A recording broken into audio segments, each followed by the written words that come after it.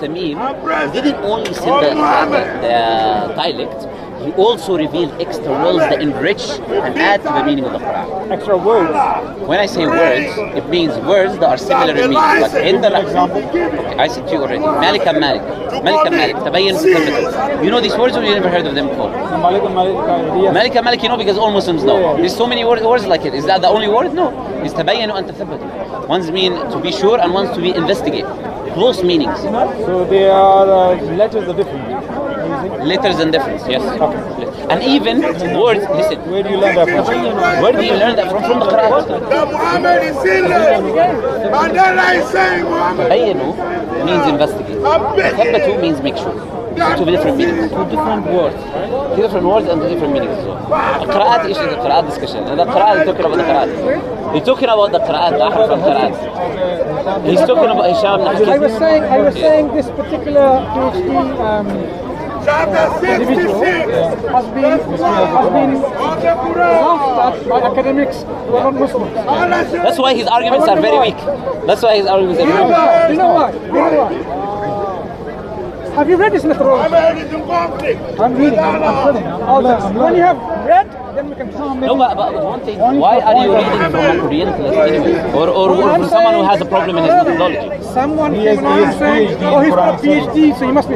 So the Orientalists looked at it, No, it's true. and they said this guy is not a critical scholar. The reason, they gave the reasons.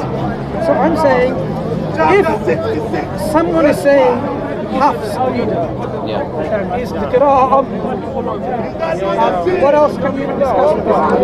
He's confusing Ahraf with the Qira'at, confusing everything No. together. Hafs is Qira'at al-Amma, is 6 movements through the scholars. It's all in 1200 pages. Okay? Which scholar? I think Imam Dahabi, I think, talk about Qira'at al-Amma. It is come from the Ansar. الأعمش يمين. Ansar. الأعمش ولا الأعمى؟ The reading of Hafs. Qira'at al-Amma. الأعمى or الأعمى؟ Common recitation. Qira'at al-Amma. And it's also al-Ardal another word for it as well. The final revision. Yes, the final revision. This is all come from the Dr. Rahman al-Salami. Let me ask you one simple question, brother. One simple question. Did Professor Islam read Surah Al-Fatiha in his prayers? Did he read Malik Yawmiddin or Malik Yawmiddin? Hafs says Maliki Yawmiddin. I'm simply asking you. What did Professor Islam read? Whatever Hafs says. Maliki Yawmiddin. The most common. So he didn't read Malik Yawmiddin? No. Because Hafs is the most authentic recitation. But this is the point I was making. No. Carry on studying. Once you finish this book, you can talk. Who told you he read Maliki Yawmiddin? Who told that? Who told you he read Malik Yawmiddin? No, of course I said the Quran says that. Because the Quran says that, brother. I'm saying Quran says what? Quran, Hafs Quran, which is recited by 95 to 95% of the Muslim world. If we were having the discussion, say about 800 years ago, which recitation would we reading? Maliki Yawmiddin. Because that's always been the common recitation. Qira'atul Amma. Hafs recitation is. You really need to be critical of what you read. That's all I can say. If you don't read something critically, then you can believe that you are a turtle. Critical analysis, critical study of the Quran. That's precisely the problem. Who is that by? Someone is struggling to say it's critical. History of the Quran. So basically, all the reading which says Malik Yawmiddin is actually not the reading of the Prophet ﷺ. So Muslims who are reading this, all their prayers are invalid. No. As long as their intention is true, Allah will forgive from their even if they make mistake, Allah forgive them as long as they got the truth presented to them and they reject that truth, then they can be wrong. But if they never do any other recitation, then Allah will judge them according to that. And I'm saying Hafs is... Who agrees with him? Apart from you? This is not his opinion, brother. Once again. He's bringing scholars from all classical scholars. Who agrees with this particular PhD scholar? Who agrees? Yeah. You tell me who disagrees. No, who agrees? It's not about him. Okay. Bro. The world is east and west, right? Okay. I'm saying I'm saying this is about issues of Qira'at of the Quran, and he rejects it because it comes from the Javadi camp of Quranic school. Javed Ghamidi, yes, Farahi School of Thought, yeah. So Shazal Sami is one of the students. Yes. Okay, at Mawlid Institute. He's a great scholar. Javed Ghamidi is a great scholar. Of course, because you believe in it. So I'm asking you, apart from you accepting that, from the east and the west, let's start with, say, the Indian subcontinent where he's based from. Which non-Ghavidi camp scholar accepts what he says? Name me a scholar. These scholars agree with him. Yeah. Who is already not a camp in Javadi camp. Well, the one who just passed away in India, Maulana Wahiduddin Khan, he's a great scholar. He agrees with Javed Ghamidi a lot. And you ask about Javed Ghamidi, who agrees that this is what he said? Everything else is erroneous, false, and this is the only Qur'an. I don't know. The scholars agree with not. Should he not? No. For the last 1400 years, Islamic history has been passed down to us. And finally, in India, you have one person, a school of thought, the Javadi. Farahi School of Thought, yes. Not necessarily Farahi. Javed Ghamidi is a student of the Sure. Suddenly, they seem to be the beacon of the world. Everyone else is wrong, and they're the one right. Remember what happened with Mirza Ghulam Ahmad Qadian in India? Everyone else is wrong, he is right.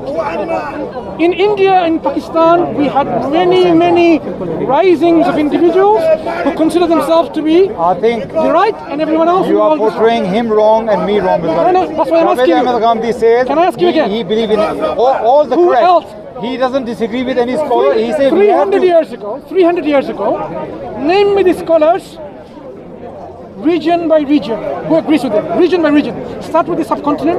Let's go to Afghanistan. 300 years ago. Yeah. 300 years ago. They don't exist 300 years ago. That's what I'm saying. Give me 300 years ago who agreed with what he said. Not the point. Point here is, he says we have to present our case.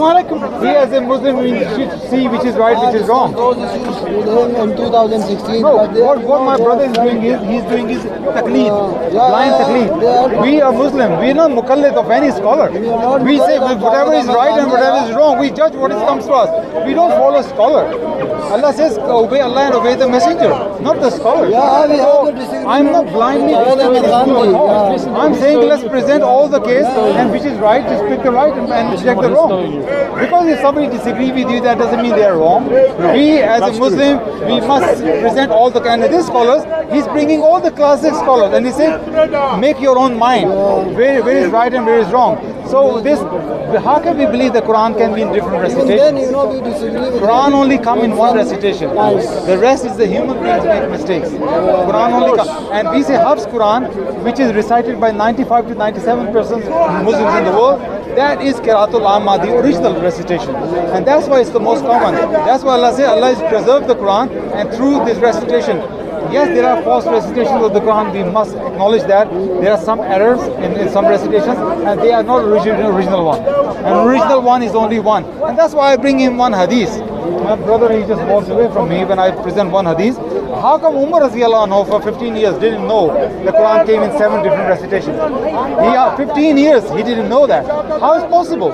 Umar Radhiyallahu anhu was the closest companion of Muhammad Sallallahu Alaihi Wasallam. He was told 15 years later the Quran came in 7 recitations. That cannot be right. The hadith has a hidden defect in that. But my Muslim brothers, they don't want to reject it. Hisham bin Hakim's hadith with Umar argument. Hisham bin Hakim only became Muslim after Fatah Makkah, 2 years before Muhammad died, and he was reciting differently to Umar. Either the hadith is false, or either Umar didn't know for 15 years that Muhammad was preaching in 7 different recitations. How is that possible? It's like saying that your wife for 15 years suddenly starts speaking Chinese, and you never know, oh, did you speak Chinese? She said, did you know that I speak Chinese? How bizarre that is. So how Umar didn't know for 15 years? This is my question to ask my brother. Or they say he probably forgot. One brother say he probably forgot. How can you forget such an important thing? The Quran coming in 7 different recitations. And Al-Suyuti says this hadith is among the mutashabihat. Very problematic that hadith is. But my Muslim brother, because it's in Bukhari, they don't want to reject it. This is the problem. Bukhari was a human being, is a great scholar, but Bukhari did make mistakes. Even scholars like Sheikh Albani, he's corrected some hadiths from Bukhari. So we must as a Muslim acknowledge Bukhari is not Quran. Bukhari is not infallible like Quran. Quran is infallible. Bukhari, though is a great scholar, but he's a human being, and he did make mistakes. But some of my brothers don't want to accept that, and I pity that. Why we are so brainwashed? We must say Quran is our yardstick criteria. Anything goes against the Quran, we will respect. Say, I'm sorry, we're not taking it. Some of my Muslim brothers, and these kind of scholars exactly do that. They say no, we never put Bukhari as pedestal as Quran. But these Muslims then they say these people are heretics, and they probably call me heretic as well. And I don't mind if you want to call me heretic. If you can't correct me, then I'm sorry, you can't say follow me. But I think they might be scared because if you start unthreading the hadith, then what else are you going to do? I get that. That's why I say, look, you should not reject any hadith just because you don't like the sound of it. No, you must thoroughly go deep into it. Why do you think that hadith is problematic? Because you who's like the authority to do that? Who do you think has got the authority? No, what we have Quran. Quran is the authority. First of all, there are great scholars like Ibn Salah. Ibn Salah is a great authority in hadith. He writes a book called Muqaddama, one of the greatest science book of science of hadith. Ibn Salah, and many scholars of hadith get it from him. And he writes criteria. What criteria? We should not contradict Quran. We should not contradict Sunnah. We should not contradict Islamic principles. We should not contradict common sense, he says that. I agree with you. That's what he says. But that's what I'm saying, how Umar Radiallahu Anhu for 15 years didn't know the Quran came in revealed. Not Muhammad Sallallahu Alaihi Wasallam. It's one thing is allowing people to recite. He said he revealed in 7 verses. Yeah, but brother, when I put it to simplicity, that simplicity, like we just explained to them. Now, if we're talking about the people of Hadith, this is a knowledge which is a very, very, very deep and very, very big. No anybody can say, I have the knowledge of the Hadith. Because we know, and the scholar know, the Prophet ﷺ, he only said more or less about the scholars say about 20,000 Hadith. Now, at the time now, there is over 200,000 Hadith, where people, they say, the Prophet said this, the Prophet said that, and some of them, like you said, yes, Al-Qaeda, if we go with the Quran, yes, we take it. If it doesn't go against, but the thing is, we are simple people. You cannot put it to him. You have to go and look, because we can't. I can't go and look. But if you're so a simple person, just a minute. For me, I'm a naql. I read and I pass the message. But I have no knowledge. Only in Arabic language. If the brother read the Quran, Hadith in Arabic, you have to understand Arabic language. Now, if you haven't got that, If you know Arabic, sometimes it's a actually, that's not your problem. You have the explanation. But I cannot say that the Prophet Muhammad said this, you say that even in English. I can translate, fiqh. Fiqh. Fiqh is to take ahkam from the Quran and the Sunnah. And the chapter 1 in the fiqh, they say, من اجتهد وأصاب له أجرين ومن أخطأ له أجر. The one who hit the point, you have 2 hasana, and the one who was mistaken, you take 1 hasana. So both of them, they're covered up. So for you, you're covered as a normal person like me. But the hadith is a big subject. Brother, as long as you acknowledge that hadith is not perfect and hadith is open for correction, as long as you acknowledge that, that's the start. Then the rest you have to do your own struggle. Hadith is not perfect. Bukhari, not hadith. Sorry, Bukhari and Muslim is not perfect. That's what we're talking about there. Do you say perfect? No. As long as you Hadith is from Allah. No. Listen, brother, listen. Quran was revealed to the Prophet Muhammad from Allah. Yes. And the Hadith was from the Prophet, from Allah to the Prophet Muhammad. Talking about the preservation. I'm talking about No, you misunderstand. Hadith the Rasul Sallallahu Alaihi Wasallam. As long as it's proved that anything comes from the mouth of Muhammad Sallallahu Alaihi Wasallam is without doubt is perfect. Message. No, yeah, absolutely. It's a message. It's written down. But there's a Bukhari and Muslim. I'm not talking about the Bukhari. I'm talking about the Hadith. No, I'm talking about Bukhari and Muslim. What the Prophet Muhammad said in the Hadith is revealed to him from Allah, not from himself. No, hadith doesn't reveal from Allah subhanahu wa ta'ala. No, Allah. No, brother, no. What he's saying is Brother, are you saying that everything Muhammad Sallallahu Alaihi Wasallam spoke is revealed from Allah? Yes. Allahu Akbar. Yes. Have you read Surah Abbas? Have you read Surah Abbas? Abbas Allah? Yes. If everything comes from Muhammad Allah and Allah is perfect, how Allah telling Muhammad Sallallahu Alaihi Wasallam why you told the blind man, why you told him off?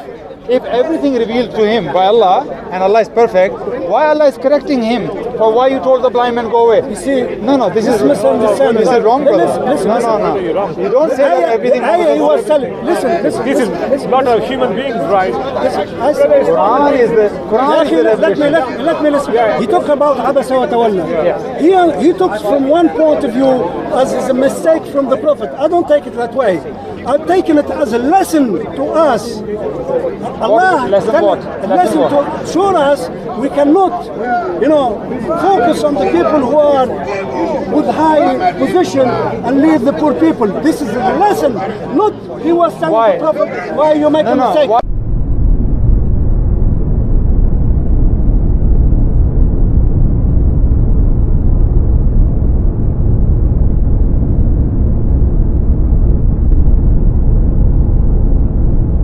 Israelites will return to take down Islam.